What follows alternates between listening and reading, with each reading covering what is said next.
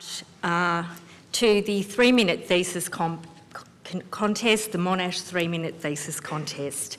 This is an event that is really an important one on the postgraduate calendar because it's a moment where students who have gone through a rigorous process in their faculty come to this stage and present their research in a 3-minute block, and they have to persuade you, engage you and convince you of the importance of the work that they're doing in that 3-minute moment.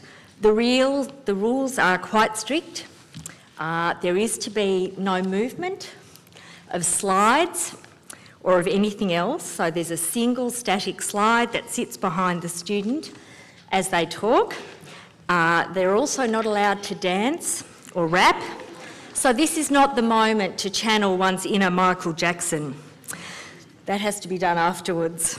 I think what's incredibly important about this contest is that there is sometimes a view that the work that is done in academic laboratories and classrooms and offices is separate or arcane or obscure. This is the moment where you'll be able to see, as we're lucky enough to see every day, that the questions that graduate students and researchers at university engage with are key social, political and scientific problems. So I hope you, like I, feel very privileged to be here today. We have a distinguished panel of judges who will be undertaking the difficult task of adjudicating on the 3-minute thesis presentation. First, we have Professor Pauline Nestor, who is the Vice Provost of Research at Monash University. Sitting next to Pauline, we have Dr. Graham Phillips from the Catalyst program at the ABC Network, a Monash alumni. Then we have Miss Samantha Reid, who is the CEO of the Plastics and Chemicals Industry Association and also has many fond memories of Monash. So, I've already outlined to you the rules to 3 minutes, that's the time, one single slide. We also have the Monash Postgraduate Association Award that's given today as well for the 3-minute thesis presenter who shows great promise and capacity and will benefit with an opportunity to increase and develop those skills. The winner of this contest goes on to a Trans-Tasman 3-minute thesis. So this is a day of some moment for everyone. Given that the order of the day is pith and brevity, I'm going to move right on now to introducing our first finalist. The first finalist is from the Faculty of Pharmacy and Pharmaceutical Sciences, and that's Justin Turner.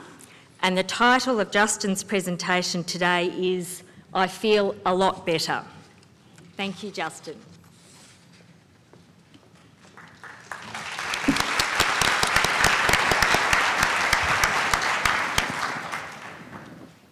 Don't you just hate it when you feel unwell? What you really want is to feel better. So you go to your GP who prescribes your medicine, which you get filled by a local friendly pharmacist like me. Now I realise most of you here probably don't take many medicines, but what about your family? What about your parents or your grandparents?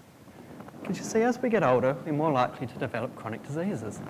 Things like cardiovascular disease, diabetes and arthritis. With each new diagnosis, you get another fistful of medications to take, and they begin to pile up. Now don't get me wrong, most of these medicines on their own are quite beneficial. But what I'm interested in is when you take this pile of medicines, at what point is the benefit outweighed by the harm?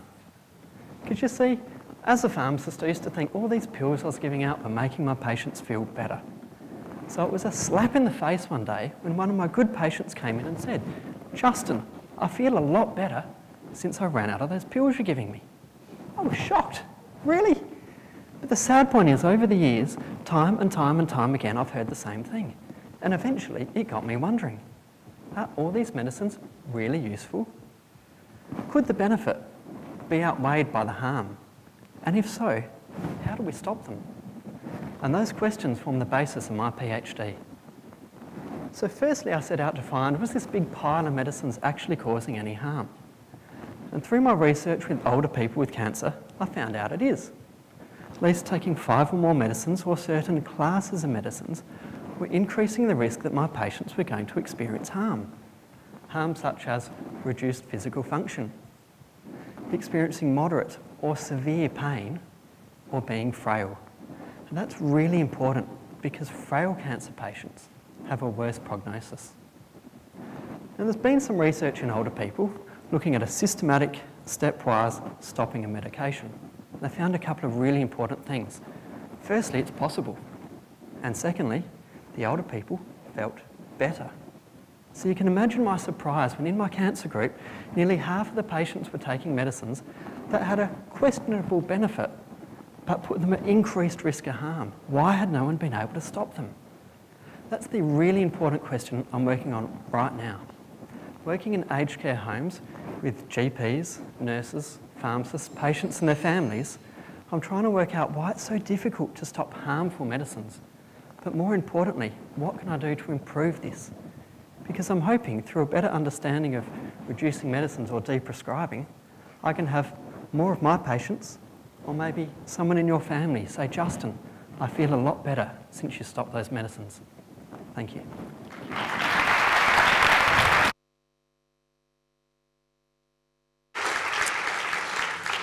Thank you very much, Justin.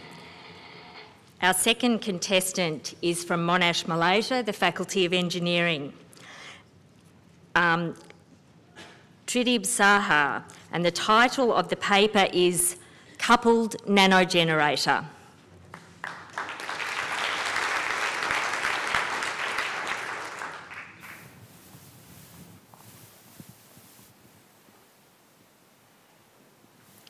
This icon right here is quite possibly the most read symbols of our modern times, a problem that plagues our everyday lives. Yes, I'm talking about the low battery icon right there.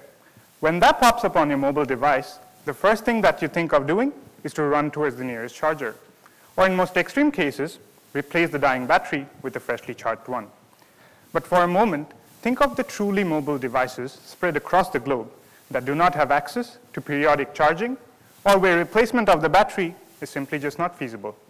I'm talking about the most remote and inaccessible devices, such as the ones floating in our oceans, collecting current and weather data, the ones circling our planet in our space stations and satellites, or even the ones implanted in human bodies, such as pacemakers, giving our loved ones a second shot at life.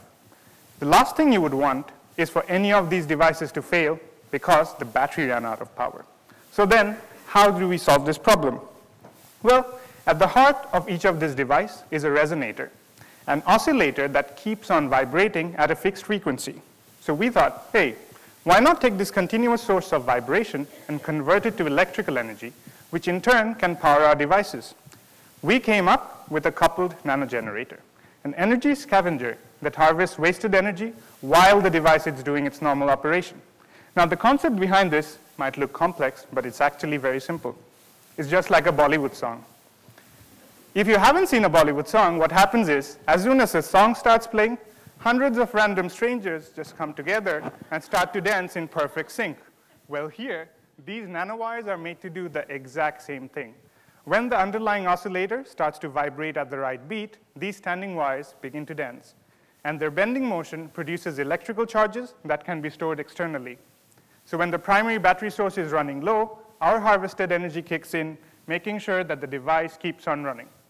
At this point, our aim is to supplement the primary battery technology. But in the future, this could quite possibly lead to self-powering devices, which would completely abolish batteries as we know it today. So the next time you're doing an important task on your phone, such as playing Candy Crush or watching funny cat videos on the internet, and this battery warning pops up, remember that there are people like me working hard so that you don't have to experience this horror ever again. Thank you very much.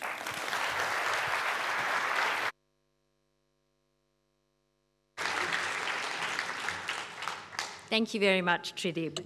The third finalist is from the Faculty of Arts, Ngoc Thuy Dinh, and the title of her paper is Learning English, Learning Cultures.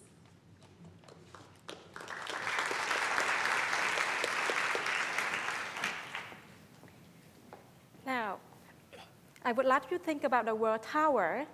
What images come to your mind? the Erica Tower in Melbourne, the Afan Tower, the pyramid structure, a temple, or what?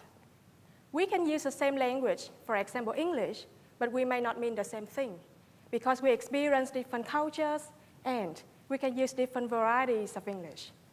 Can you guess which of our versions of tower here is included in the English textbooks and which is not, when English is a global language? As a teacher, I find one question very difficult. What culture students should know on learning English? Today, we have Australian English, China English, Indian English, etc., and more than 80% of communication in English is among speakers of rising English varieties. So who owns English? Who have been included and excluded? Who have been glorified? And who have been misrepresented in the English material students use for intercultural communication? With those facts and questions in mind, I decided to revisit the representations of cultures in two types of English textbooks. First, the locally developed textbook used in Vietnam, and second, the internationally marketed textbooks, what are used here in Australia and some other countries.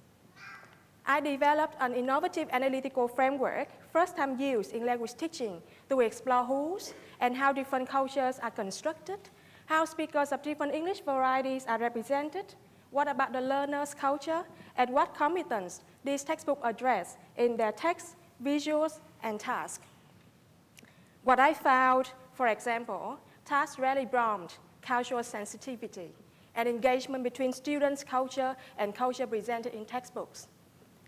The findings are numerous, and I trust we have a lot of implications for local and international curriculum developers, teachers, and for those of us who strongly believe that as a global language, English should be attached to multiple cultures. My framework can be used to analyze different textbooks, and what's interesting is it can be used across languages, because learning any language is learning about culture, how to communicate, and how different cultures are in interaction. Now, you can have a small experiment today. On your way home, if you pass by any bookstore or have any English textbook on the shelf, have a look at it and see if you find yourself there. If yes, how? Thank you very much. Thank you, Nyok. I'm now pleased to introduce our fourth finalist, who is from the Faculty of Business and Economics.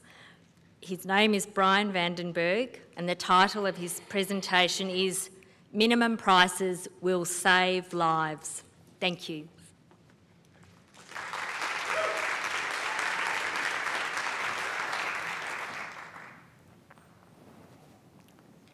Every day, 15 Australians die from alcohol. That's 4,000 deaths a year, which is 4 times our national road toll. And the worst thing about this is that most of these deaths are actually preventable. Now, there's a lot of debate in the community about what causes alcohol-related harm. Our attitudes play a part, and sure, so does alcohol advertising and the easy access we have to alcohol. But one factor that's often overlooked is the price of alcohol. Alcohol's never been so affordable than it is today. In Australia, the cheapest alcohol now is only 18 cents a standard drink. And while some of you might think that's a great bargain, the problem is the biggest consumers of the cheapest alcohol are those that cause the most harm, who drink very heavily and harmfully. So through my research, I wanted to look at whether or not we could reduce alcohol-related harm by making alcohol more expensive. Now, this idea of making prices more expensive and trying to change behaviour is not new. We've had success with this in other areas, such as tobacco control, where taxes have increased the price of cigarettes and deaths from smoking have reduced. But my research question on alcohol is very specific. What would be the effect if alcohol could not be sold for less than $1 per standard drink? That is, will minimum prices save lives? Now, some of you might be thinking, hang on, that doesn't sound very fair for average drinkers who don't drink very much. What about us? We occasionally like to buy the cheap alcohol, but we don't cause many problems. Well, I think that's a pretty good point of view. So I looked into that, and I wanted to find out whether or not we could reduce alcohol-related harm among the heavy drinkers, but not unfairly impact on light and moderate drinkers. To do this, I looked closely at the alcohol purchasing records of 1,000 households over a whole year in Victoria. I studied closely what they purchased and the prices they paid. Now, this data is usually only available to the big retailers, so this was a unique research opportunity and the first time it's been done in Australia. And what I found was very compelling. Among the heaviest drinkers, because they purchase so much of the cheapest alcohol, a minimum price of $1 would significantly reduce how much they drink, by 50% in fact, which is a great outcome for health. But when it comes to the average drinkers, the light drinkers, who don't consume too much of the cheapest alcohol, the effect would be quite mild. In fact, they'd hardly see a price increase, which is a great outcome for your average drinker. So my advice to governments who really want to do something about reducing alcohol-related harm in Australia is absolutely clear. Minimum prices will save lives. Cheers.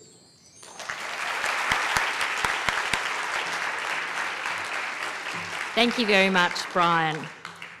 We're moving now to our fifth presentation of the afternoon. This is a person from the Faculty of Information Technology, Shampar Shahryar. The title of the presentation today is Can Our Digital TV Support Freeview?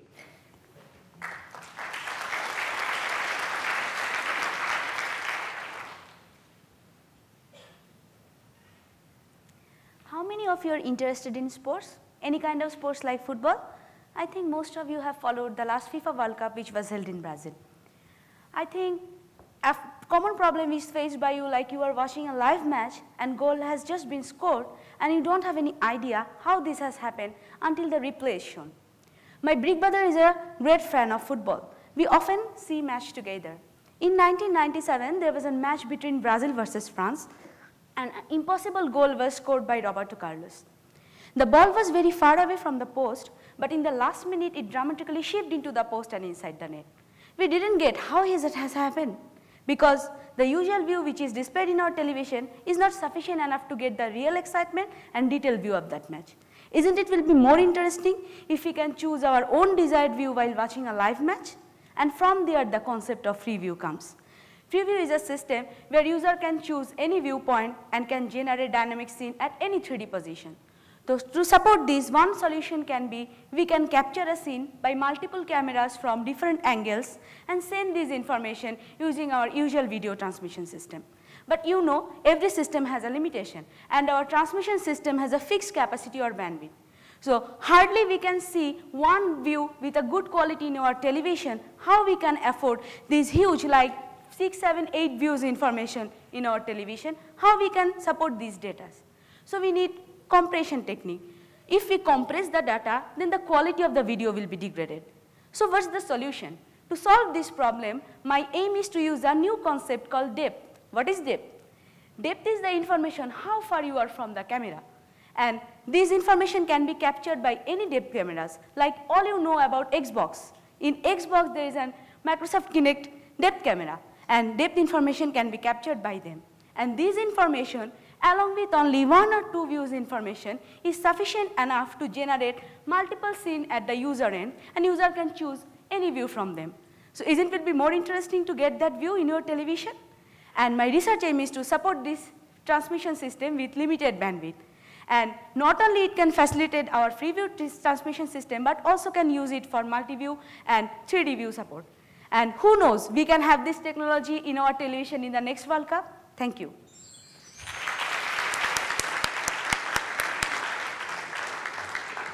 Thank you very much, Shampar.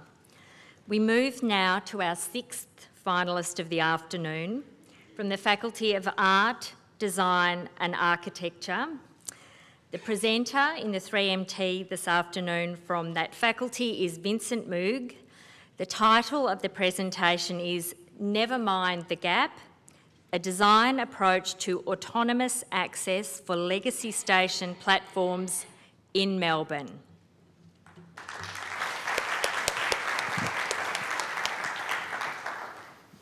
In 1972, Pulitzer Prize winner Ada Louise Huxtable, an architecture critic, said nothing was more up to date when it was built or was more obsolete today than the railway station. I catch the train most days, boarding from a platform built in 1880, boarding a train built at its earliest 2002. It's over 100 years of functional life separating the two, which results in what's commonly known as the gap. This is not the new discovery. However, in 2002, the federal government introduced the Disability Standards for Accessible Public Transport. outlining 100% compliance across all forms of public transport by 2022. So why the gap? Imagine for me, if you will, a 1 kg box of Weet-Bix. This is equivalent to actual gaps across the Melbourne network and is by no means the largest. Now, compare this with a matchbox. This is the approximate allowable gap according to the disability standards. It is with this gap that independent access is achievable by any member of society at any point along any platform, regardless of age or mobility impairment. So how do we get here? Through my research, I've evaluated existing methods of cross-gap accessibility, looking at gap fillers and raised platform sections currently under trial in the Melbourne network, discussing this with operators, with train drivers, and with users. Through my own studio-based practice, I've evaluated alternative methods for cross-gap access, and I've done this and tested this through simulations and actual physical making of prototypes. I focus on two key objectives, two user-centered research objectives. Firstly, reassurance for users. Users should feel confident being able to perform this task of boarding in under 30 seconds in a wheelchair. Secondly, for operators, a safe methodology, which means safe passengers, safe drivers, and safe contractors. The design itself is a system of modular ramp components that allow for safe and quick retrofit installation into what is a live environment. And these ramps also facilitate improved boarding. Another component is a digital aspect, which informs operators of the actual product compliance of the new system, a preemptive feedback of the actual quality of service. The next step for my research is to take this back to the operators, to industry, to close the gap, to go from Weet-Bix box to Matchbox. Thank you.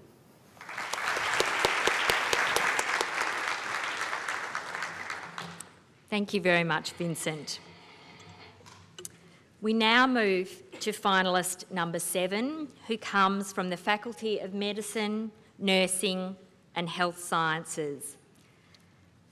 This is Kylie Dyson, and the title of her 3-minute presentation today is Resuscitation, Does Practice Make Perfect? Thank you, Kylie.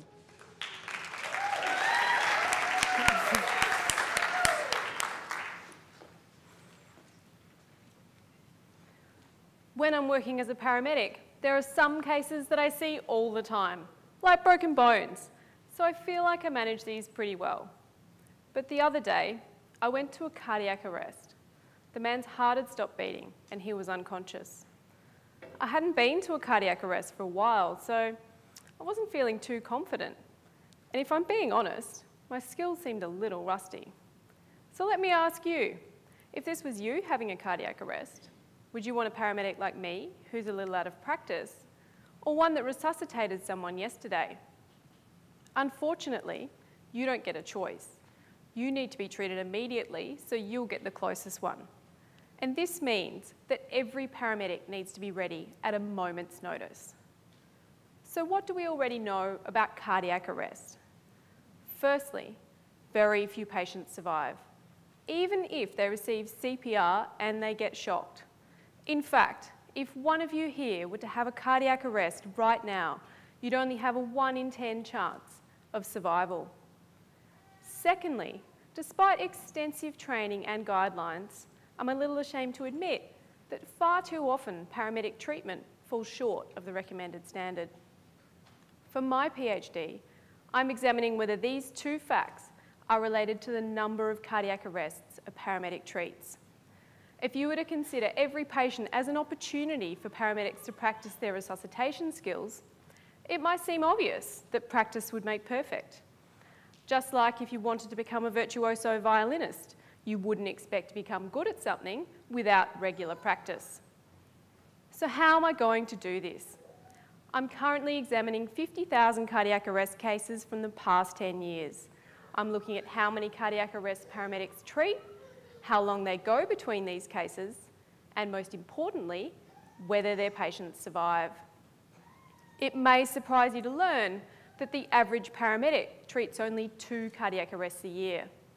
and they often go more than 160 days between these cases.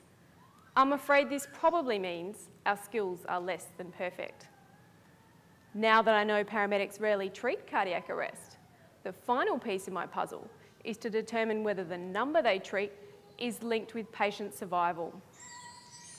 I hope that my study will lead to improved training for paramedics, specifically targeting those who don't treat many cardiac arrests. My intention is to make sure that every paramedic is ready to save a life.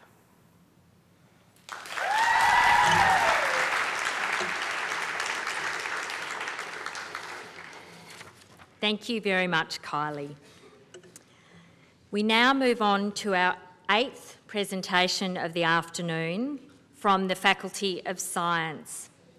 The person presenting today in the 3-minute thesis competition is Christopher Hansen, and the title of the presentation is Kinky Sausage Parties in the Sun.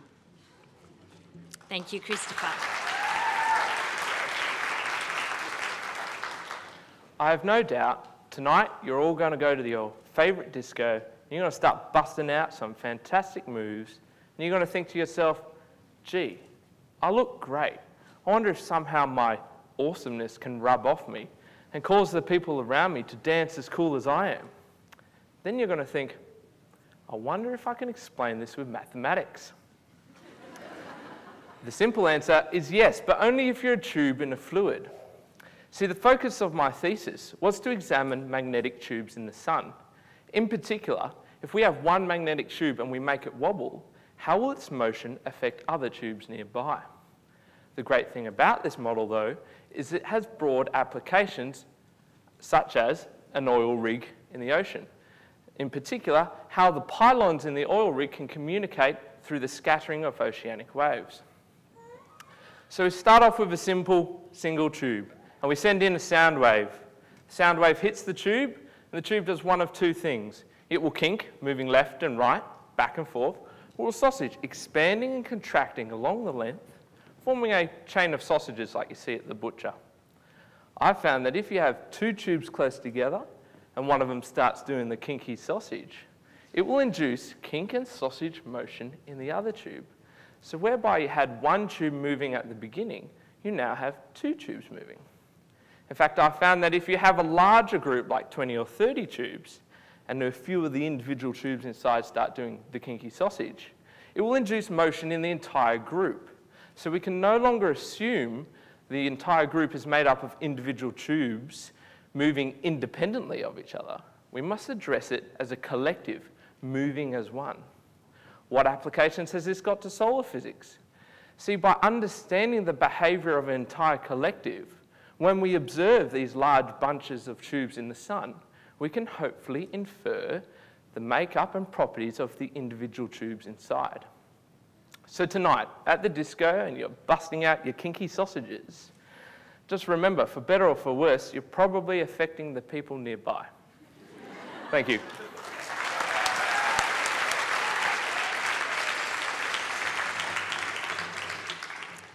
Thank you very much, Christopher. Our 9th finalist this afternoon is from the Faculty of Education. The presenter is Monica Baker, and the title of the 3-minute thesis presentation is Streaming for Secondary Mathematics. Thank you, Monica.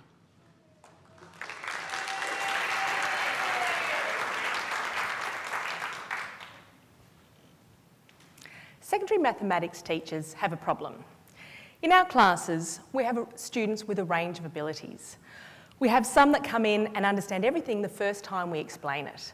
And we have others who, even at the end of a topic, don't seem to have grasped the most basic concepts. This makes our job really hard, and we worry that we're not doing a good job of helping all of our students to achieve the maximum that they can. We feel really as though we're failing the students at either end of the spectrum. Fortunately, we have a solution to this problem, and we call it streaming. The story we tell ourselves is that if we sort all our students out into their classes by ability, then my job becomes so much easier. Now I can tailor everything that I do to meet the needs of the students of that ability level. I can tailor the content, the pace at which I move through it, the tasks and the assessment. Everyone will be learning to their ability. No one will be held back and no one will be left behind. Everyone will maximise their achievement. It's a good story. It's a convincing story, a compelling story. Unfortunately, it's just a story. In fact, research tells us that low achieving students are significantly disadvantaged by being placed in low streams. And although high achieving students experience small gains, those gains are achievable in a mixed ability setting. In fact, streaming reproduces and reinforces pre-existing advantage and disadvantage. So why are we still streaming? That's my question. And we are. By the time they're in Year 8, more than half of Victorian secondary students will be learning mathematics in a streamed classroom. By Year 10, it's closer to 80%. I'll be speaking to teachers and to leadership members in the schools and to students and their parents to try to understand what it is about streaming that is so compelling in the face of this research. Why are we still streaming? What beliefs do we hold about ability, about mathematics teaching and learning, and about achievement that makes streaming so compelling for us? Also, in what way does the story of streaming perhaps in some way match the reality of the classroom that's keeping us coming back to streaming, that's keeping us drawn to streaming? If we can better understand why it is that we keep clinging to streaming, then we'll be better positioned to influence change. Thank you.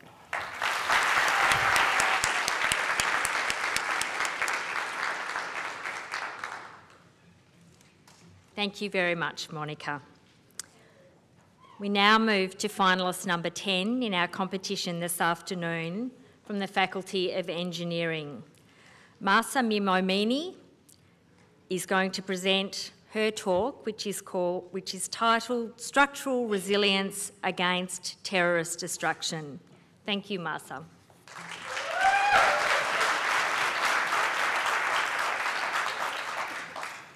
What is the earliest memory you have from your childhood?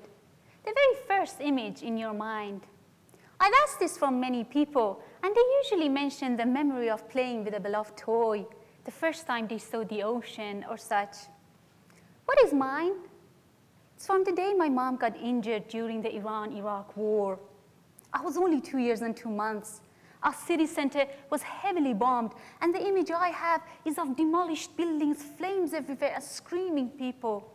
Not a pretty image. Years went by, I tried putting that image behind me, but it was in the very first days of my life as an undergrad student in September 2001 when sadly another devastating image was hacked in my mind. Well, this time not just my mind, the whole world's mind. 2 hijacked airplanes were crushed into New York City's World Trade Center towers. It was another kind of war, the war of terrorism. This was building history's worst disaster. Within 2 hours, both towers came crashing down. 2,830 people lost their lives, including 403 firefighters. Engineers were astonished as why the 2 towers fully collapsed. Despite the massive damage from the aircraft impact, the towers were standing, and they would have remained standing had they not been subject to a second severe loading from the jet fuel fire. The heat induced additional stresses to the already damaged structure. The resultant damage were sufficient to trigger progressive collapse, not giving the victims enough time to escape the buildings. To this date, our structures are still being designed using monophase loading models. So in my project, I have gone deep down into the macro and microstructure of structural materials to better understand their behavior under the combined actions of impact and subsequent fire. My state-of-the-art test results have clearly indicated the extent of the deteriorations and have shown that structural materials fail at least 1.5 times faster under such multi-phase loadings in comparison to that of individual actions. Evidently, there's an urgent need to address this vital effect in codes of practice. That is why I'm now using my test results to develop predictive material models to be incorporated in design codes and software packages. Through collaboration with the Australian Defence Forces, the outcome of my research will help make our vulnerable infrastructures more resilient to such attacks and improve Australia's homeland security. I'm an engineer. I can't stop wars or put an end to terrorism. But what I can do is to take one small step with my research to achieve one giant leap for the resilience of our society, so that the very first image in the memory of our children will be of their beloved toy or the first time they see the ocean. Thank you.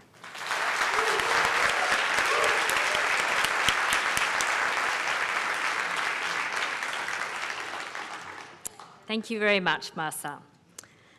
This is the last finalist who's coming up now. I'm very pleased to introduce Gemma Reid, who comes from the Monash Injury Research Institute, and the title of her presentation today is Level Crossing Design, Evolution or Revolution. Thank you, Gemma.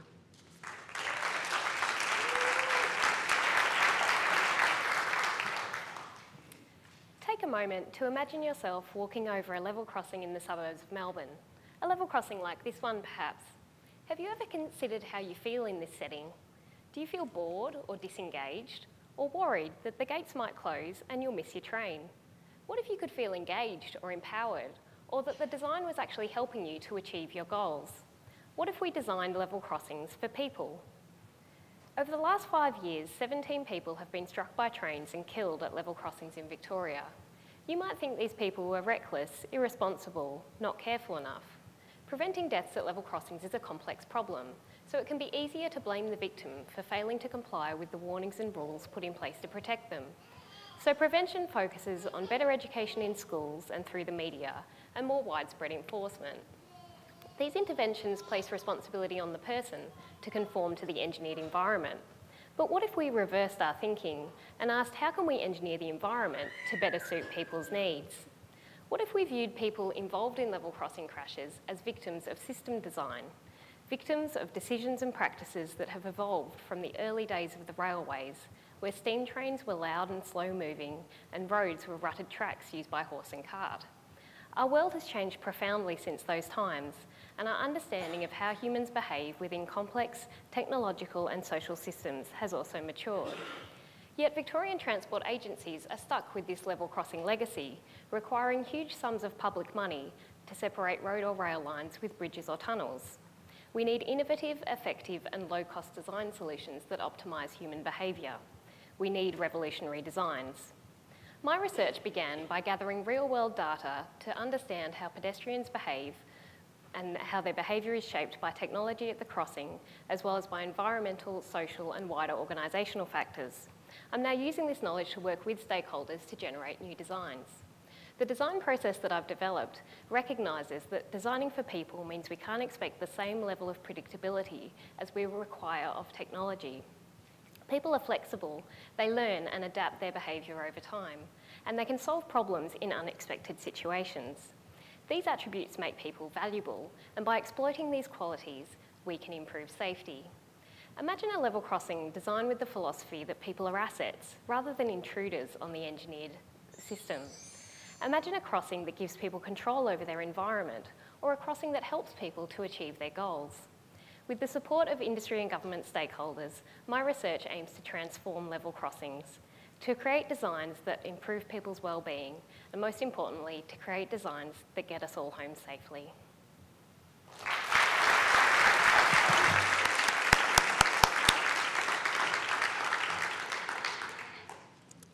Thank you very much, Gemma. I'm sure that you with me would like to take a moment to congratulate all of the participants who have given you such a sense of the vibrancy, immediacy and importance of their research. So if we offer them all a clap for backstage. My instructions are now to invite the judges to exit stage right and undertake the difficult task of deliberating between the excellent presentations that we've seen.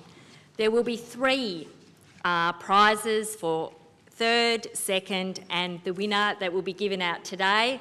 So we encourage them to work hard and work well.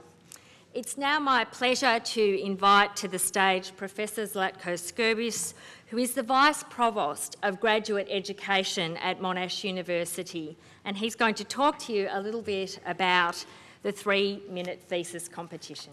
Thank you,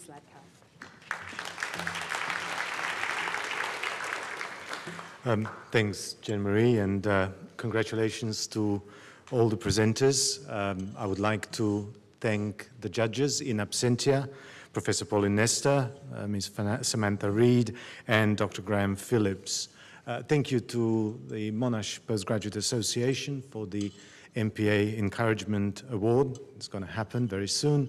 I would like to thank my Monash Institute of Graduate Research colleagues for bringing us all together.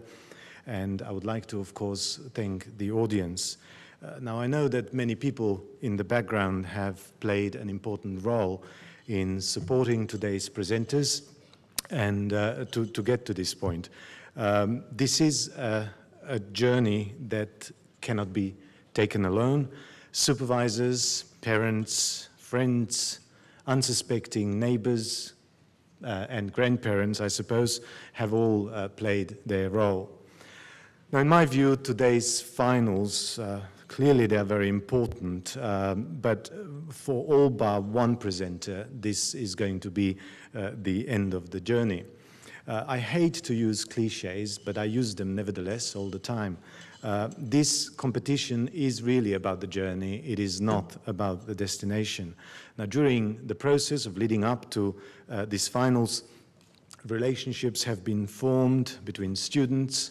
A particular set of dynamic has emerged in different labs and different departments, and new dimensions of collegiality would have emerged as part of this process.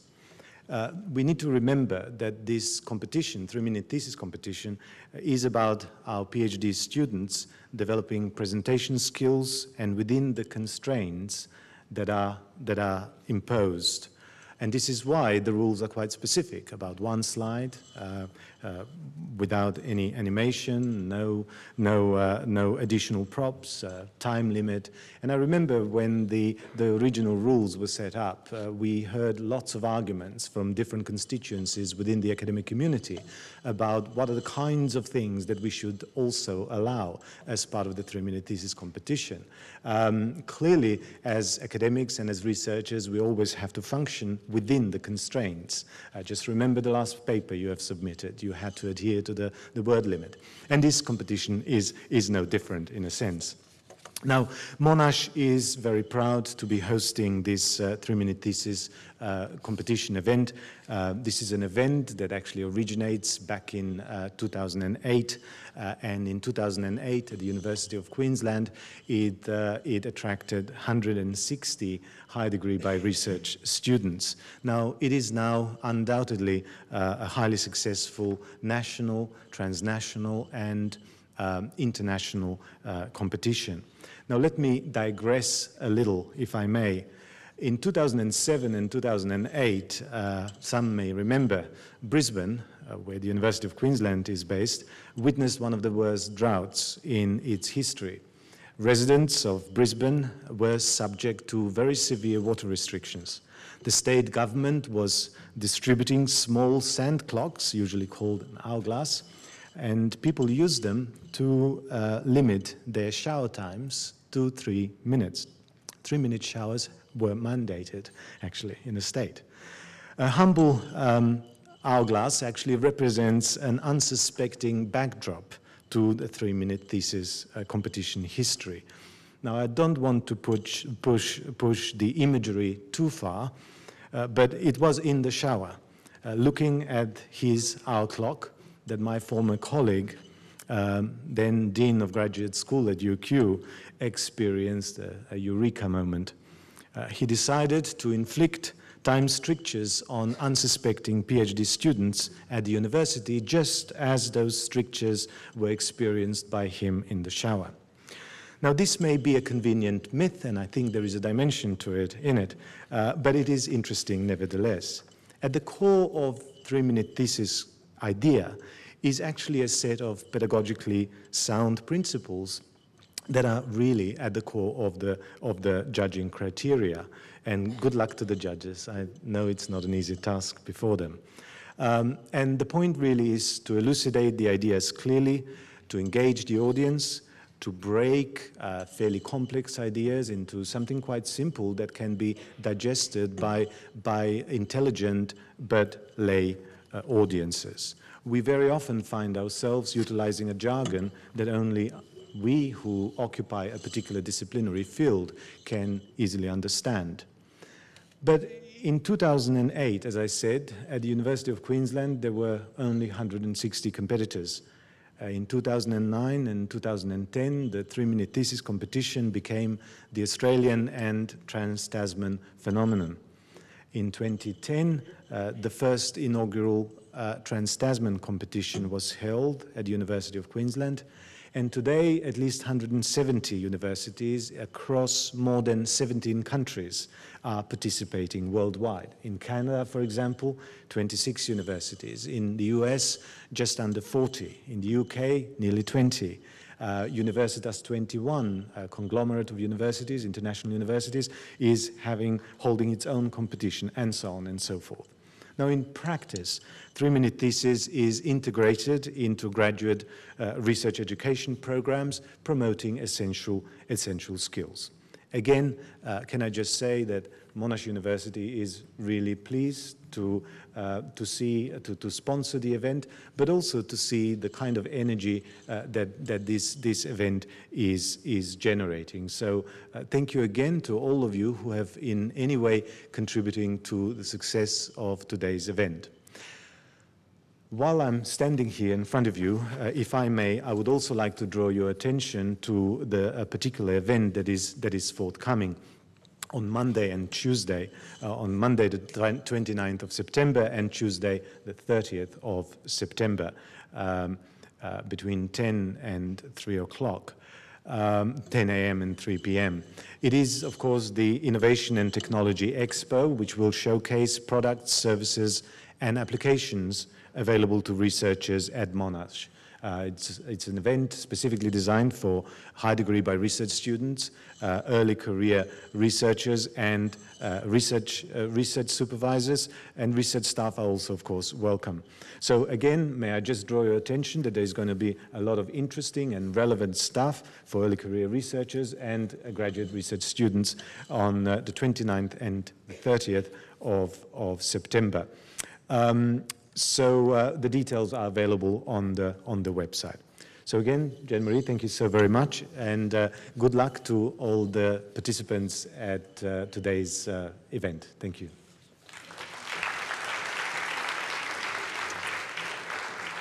Thank you very much, Zlatko, particularly for that excellent story of Australian innovation, which is lovely, a lovely example to have before us. I'd like to invite you now to step towards the centre of the stage, and we're going to present certificates to all of our contestants to recognise their excellence in being here today. The first person we're calling out is from the Faculty of Pharmacy and Pharmaceutical Sciences.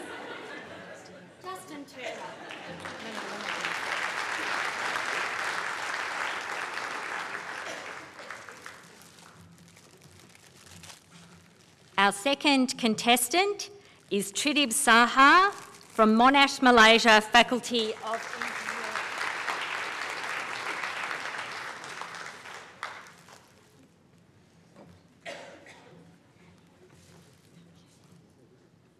Don't worry, Justin will also get some lollies. Our third contestant is Noktwi Din from the Faculty of Arts.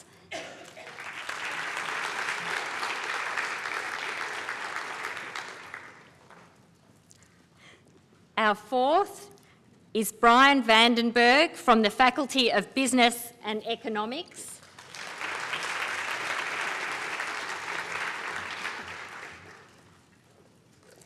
Our next finalist is Shampa Shariar from the Faculty of Information Technology.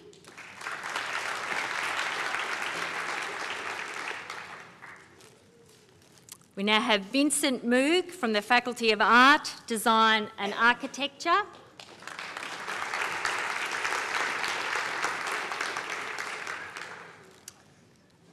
Kylie Dyson from the Faculty of Medicine, Nursing and Health Sciences.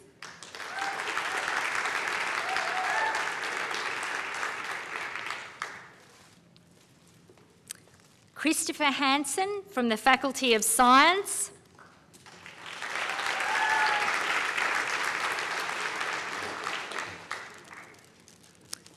Monica Baker from the Faculty of Education.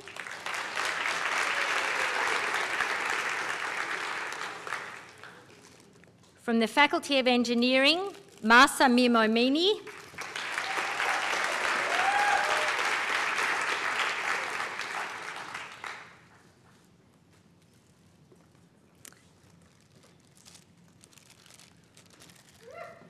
And from the Monash Injury Research Institute, Gemma Reid.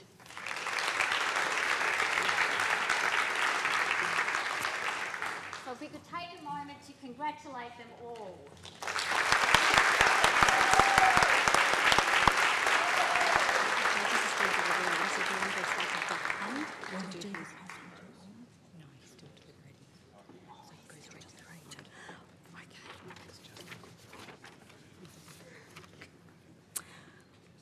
Okay, our judges are still court, our Monash Postgraduate Association judges and the judges of the competition are still deep in deliberation. So we would now like to invite to the stage Duck Pond, who is going to give some information about the Alexander technique, an upcoming event. Thank you very much.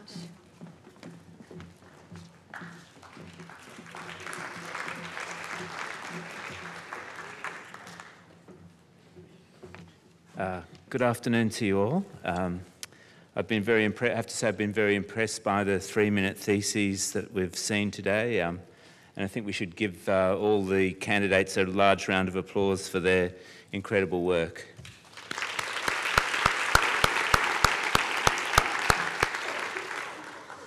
So, just to tell you a little bit about myself, I'm an independent producer, and I'm currently working with the Academy of Performing Arts here at Monash to produce a new series of events called the Alexander Technique to take place in this very hall and also some of the environs around the hall. This next Thursday is our inaugural event from 6 o'clock till 11 o'clock in the evening.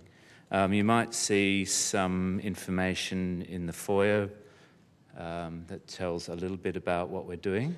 So basically, I've been working on a thesis in the last 30 years, so I'm going to try and confine my gags to 1 minute per decade. So this is also, as well as being an invitation to you all to come and to see and witness the Alexander Technique, it's also a challenge to any of you in the academic fraternity, because I've been fascinated for a long time about the award of honorary professorships and degrees without having actually studied or preferred a thesis. So in the next 1 minute 30 seconds, I hope to be able to summarise the whole event and the attitude to a thesis with just 30 years of preliminary experimentation. So the thesis I'd like to propose to you is the idea that a small amount of people can have more fun in a confined space with which they're unfamiliar. So that's one of the core principles of the Alexander Technique. So what we're doing, rather than just present bands on a stage, which we shall do, we're also presenting performance art in the subterranean labyrinth underneath this stage. There'll be bands playing downstairs in a haze of smoke, psychedelic rock. There'll be in the dressing rooms backstage, there'll be a VIP function with unannounced special guests.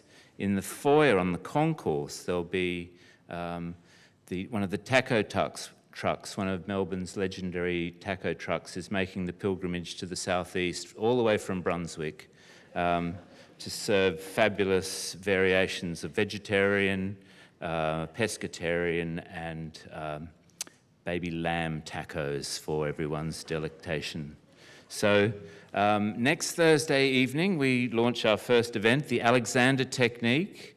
Those of you on Facebook can go to www.thealexandertechnique at Monash. Tickets are $25 if you're an MSA member, $30 if not. And we really hope that, that this will become a very important event in the social and cultural event calendar here at Monash. And thank you very much for your time, and hopefully look forward to seeing you some next week between 6 and 11 o'clock in the evening. Thank you very much.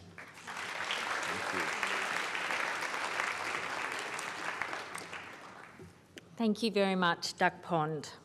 Those of you then who weren't able to dance or rap today will clearly have an opportunity at that event. I'm just going to clarify if any of our judges have returned with a decision. Otherwise, we might all have to stand, take a breath, and we do, in fact, have an envelope, which is always a good sign at an awards ceremony. I'd like to invite to the stage Mr. Walter Robles, who is the Monash Postgraduate Association President. Is Walter here? Thank you. Good afternoon, everyone. The MPA Prize is awarded to the contestant who cleverly used humour to explain a very difficult concept and consequently engage the auditorium to want to know more about the research being conducted. And I'm very happy to announce that the MPA Prize goes to the PhD candidate from the Faculty of Science, Christopher Hansen, for his presentation entitled Kinky Sausage Parties in the Sun.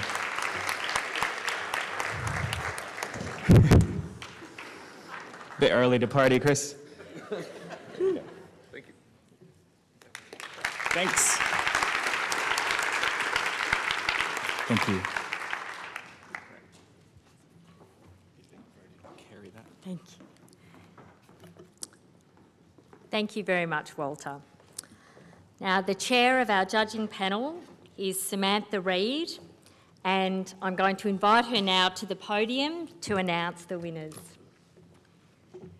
Thank you very much, and I'm delighted to be part of this event today, and it's been great to be back in my old stomping ground after many, many, many years.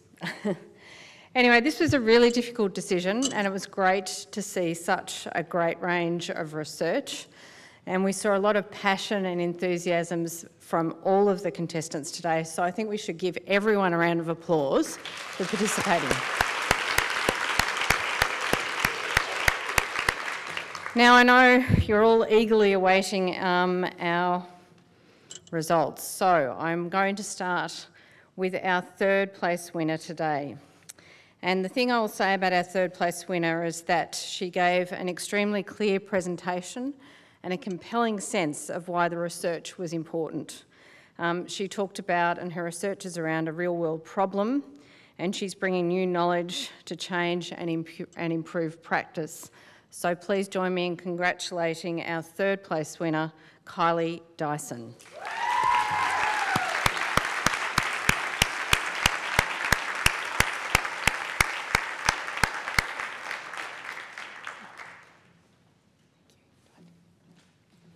Congratulations. Thank you. Thank you.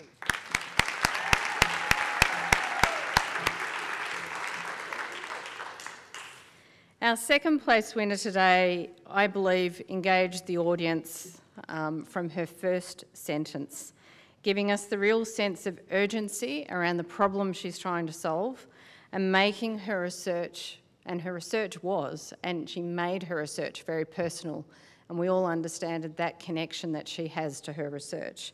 So please join me in congratulating our second place winner, Marsha Miramini.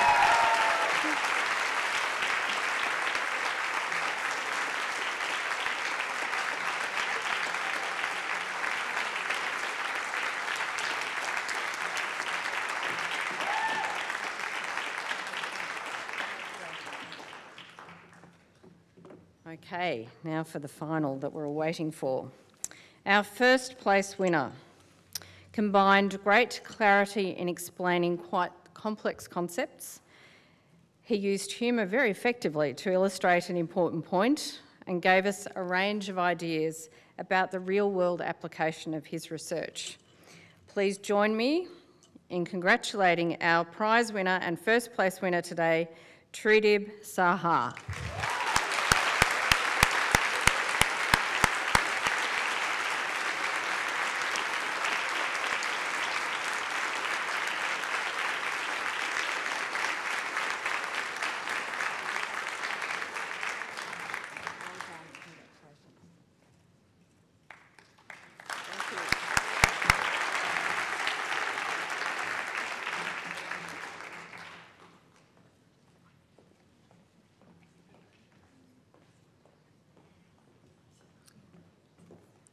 I'd like to make a number of final thanks. First, to our splendid judges, Pauline Nestor, Graham Phillips and Samantha Reid. And we have some small items to recognise their work. That looks very interesting. Yeah. Thank you. Thank you.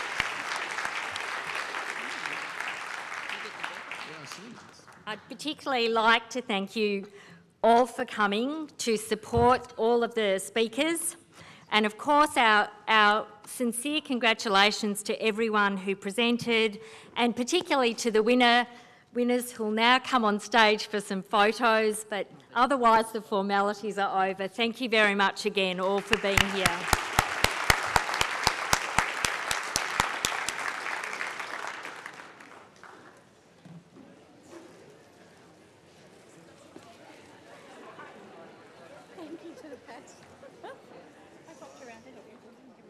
Popped around.